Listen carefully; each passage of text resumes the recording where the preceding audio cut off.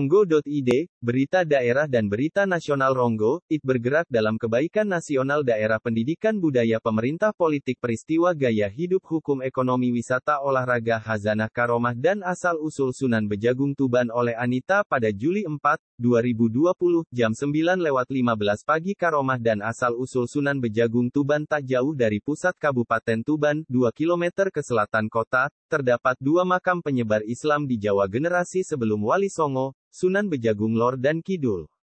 Kedua makam, meskipun tidak dalam satu kompleks, namun masih masuk dalam satu lingkup Desa Bejagung Kecamatan Semanding.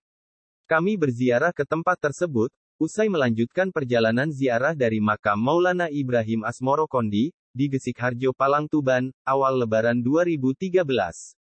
Menurut catatan sejarah, Sunan Bejagung Lor lebih sepuh dibanding Bejagung Kidul. Namun, karena kebingungan dengan rute kedua makam, kami justru sampai terlebih dahulu di Bejagung Kidul. Kami mengetahuinya karena di gapura makam terdapat tulisan besar pada sebuah plakat yang bertuliskan makam Sunan Bejagung Kidul. Tiba di sana, kami bertemu dengan Mudri, sang penjaga makam. Pria berkumis itu bercerita bahwa antara keduanya, Bejagung Lor dan Kidul, rupanya masih mempunyai ikatan keluarga, di mana Bejagung Kidul merupakan menantu dari Bejagung Lor. Dahulu sebelum pindah, Sunan Bejagung Lor juga tinggal di daerah Kidul.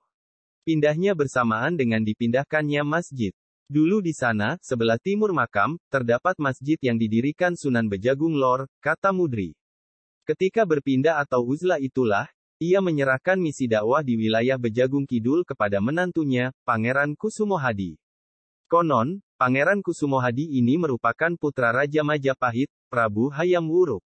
Ia pergi ke Bejagung untuk belajar agama Islam. Setelah diterima sebagai santri Sunan Bejagung, Kusumohadi berganti nama menjadi Hashim Alamuddin.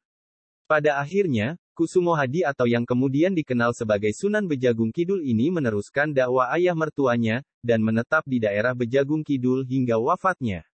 Sebetulnya, tak jauh dari kompleks makam Bejagung Kidul, juga terdapat pondok pesantren Sunan Bejagung.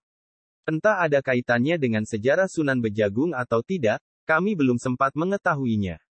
Kami memutuskan untuk melanjutkan perjalanan ke makam Sunan Bejagung Lor. Bejagung Lor nama aslinya yakni Sayyid Abdullah Asy'ari. Ada pula yang menyebutnya Syarif Asy'ari Baidowi. Namun, oleh masyarakat dia lebih dikenal dengan sebutan Sunan Bejagung Lor. Ba Asy'ari adalah saudara Ibrahim Asmoro Kondi, yang keduanya merupakan putra Jamaluddin Al-Husaini, Sayyid Jumadil Kubro. Oleh ayahnya, dia ditugaskan untuk berdakwah di daerah Kadipaten Tuban. Kedatangan Abdullah Asy'ari di Tuban disambut baik Adipati Tuban Wilotikto. Sang Adipati sangat menghormati ulama pendatang tersebut, meski pada saat itu dia belum bisa menerima Islam sebagai agama yang baru.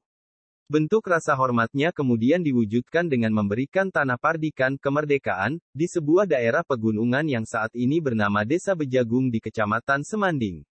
Di daerah inilah Syekh Maulana Abdullah Asy'ari mendirikan sebuah tempat untuk berdakwah. Nama Desa Bejagung sendiri, menurut juru makam Bejagung Lor, Darmawan, terkait dengan salah satu karomah yang dimiliki oleh Sang Sunan. Nama Bejagung diambil saat Sunan mengisi buah mojo dengan air yang agung banyak, air dalam mojo yang kecil itu tidak habis diminum orang banyak, kata Darmawan. Ada pula yang menyebutkan, dinamakan Bejagung karena Mbah Asy'ari juga seorang petani jagung. Sunan Bejagung kemudian berpindah ke sebelah utara Lor, sedangkan di daerah awal ia menetap diserahkan kepada Sunan Bejagung Kidul. Bersamaan dengan pindahnya, juga didirikan masjid yang sekarang terletak di timur makam. Saat kami berziarah ke makamnya, terdapat beberapa pesan Sunan Bejagung yang tertulis di gapura masuk makam. Di antara pesan tersebut, Mobahing agama kasariring Nabi. Mobahing bumi kasektining pujonggo, berkembangnya agama karena Nabi, dan berkembang atau ramainya bumi karena kesaktian atau kepintaran penulis atau pengarang. Di dalam kompleks makam terdapat banyak makam, yang ada di dalam makam para kerabat, sedangkan di luar makam santri Sunan. Hampir setiap hari makam tersebut dikunjungi para peziarah yang datang dari berbagai daerah.